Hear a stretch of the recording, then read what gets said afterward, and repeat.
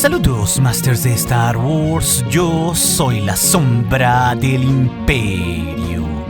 ¿Qué? La sombra del Imperio. Se ha estrenado el capítulo 4 de la temporada 3 del Bad Batch, titulado Como un enfoque diferente. Una historia, Masters, que yuxtapone de gran manera a Crosshair y Omega, que siempre los dos han sido el alma de esta serie, para ver que a pesar de que los dos son tan distintos, en realidad buscan lo mismo, resonando fuerte pues con la hermandad de los clones. Es así que, continuando con esta tradición del canal, que revisaremos un total de 33 curiosidades, easter eggs y referencias que quizás no todos notaron del capítulo 4 de esta serie. Unas curiosidades que apuntan hacia otros contenidos de la saga como cómics, novelas, series, videojuegos o películas. Por lo que a partir de este momento, Masters, debo advertirles que habrá spoilers de este capítulo del Bad Batch por si no lo han visto aún. This is where the fun begins.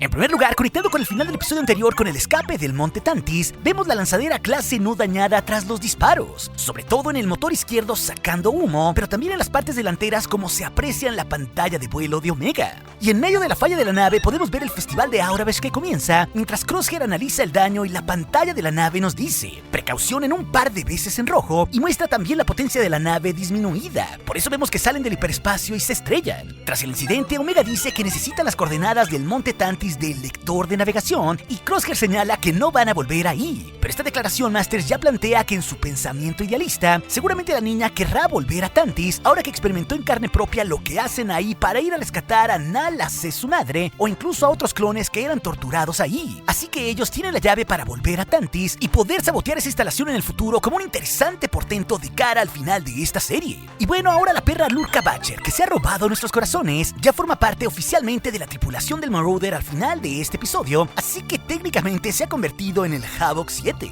En el 5 podemos ver cómo en el Monte Tantis, en el planeta Weyland, este está armado hasta las chanclas. Y por un lado podemos notar que no es solo una montaña excavada, sino una serie de montañas viendo una segunda detrás.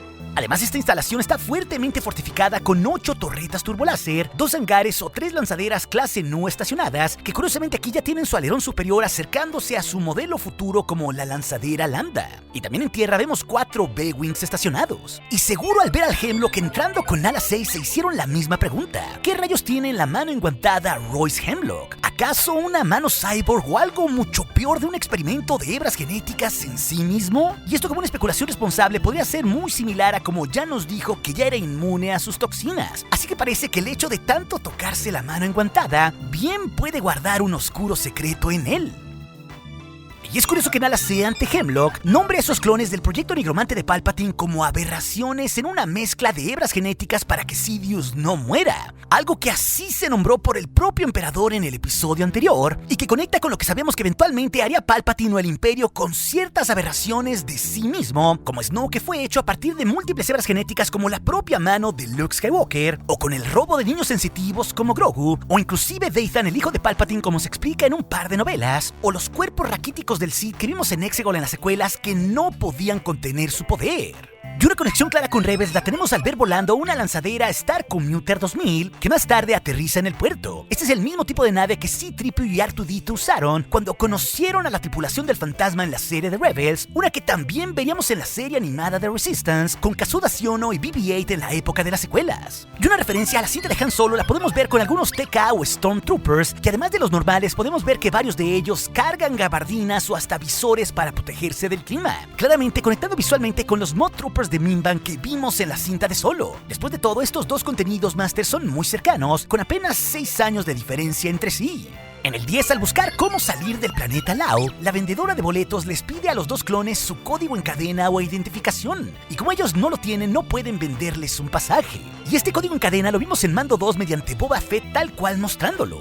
Y justamente vimos cómo se implementó en la población en el episodio 2 de la primera temporada del Bad Batch en los primeros días del Imperio, teniendo un problema muy similar cuando se cruzaron con Cod Laquen. Y si nos fijamos en las cantidades, los 15,000 créditos que les pide la vendedora de boletos por cada pasaje para Crosshair y Omega sin contar a Batcher, estos en realidad suenan a una locura. Recordemos que Han Solo le pide 10,000 a Luke y Obi-Wan en la cinta de Una Nueva Esperanza, y ellos hasta le terminan ofreciendo un extra de 17,000. Y hasta el propio Luke Skywalker se queja de que hasta con eso podrían comprar una nave. Así que el precio que le piden a Omega es ridículamente caro.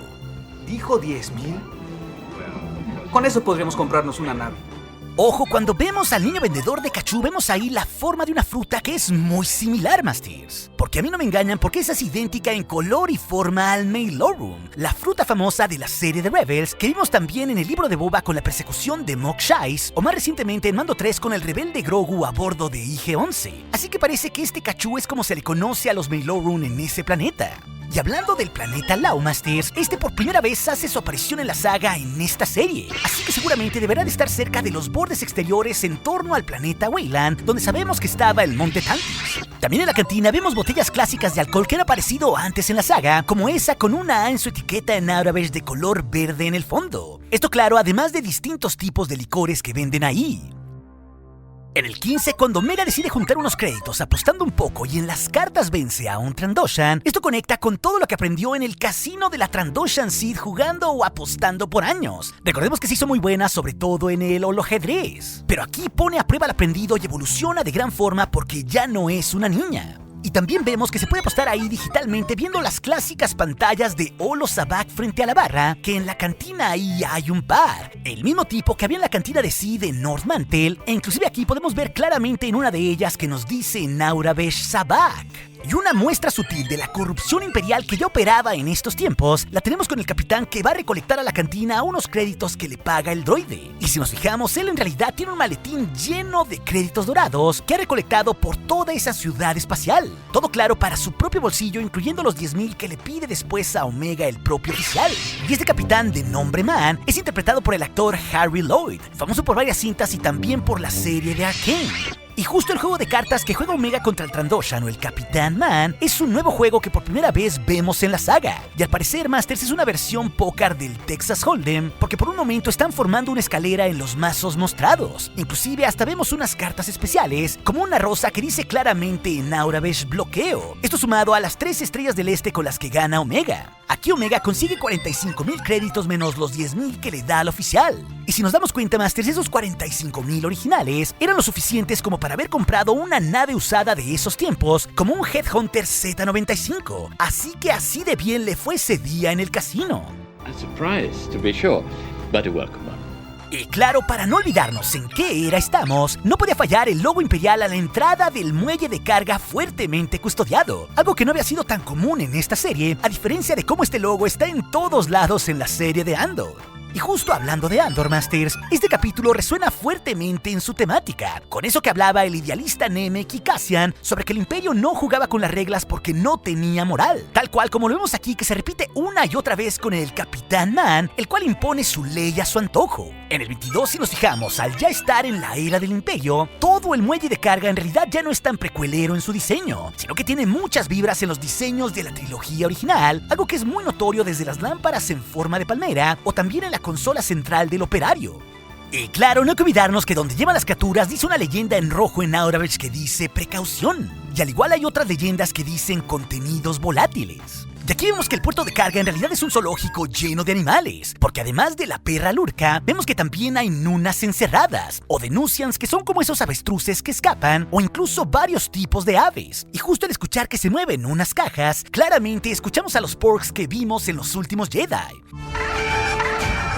Y justo cuando Omega libera las jaulas para crear una distracción, podemos notar en la consola una leyenda en Aurabesh que nos dice estado, y luego ella acciona el botón para desbloquear toda la carga y así logra liberar a las bestias. Pero lo mejor es que una especie de Rathar con tentáculos se termina comiendo al oficial en una justicia poética aunque no le vemos la cara. Pero el tamaño, el color rojo y los tentáculos apunta a que es esa misma bestia, Masters. Una que vimos que cazó Han Solo y la liberó en un crucero en el Despertar de la Fuerza y que incluso también enfrentó Darth Maul en sus cómics por puro placer. Y un gran detalle en este capítulo, rara vez visto en la saga, es observar cómo en el escape el Mod Trooper Imperial siente el calor de los motores y este es aventado por el propulsor del carguero de forma chusca.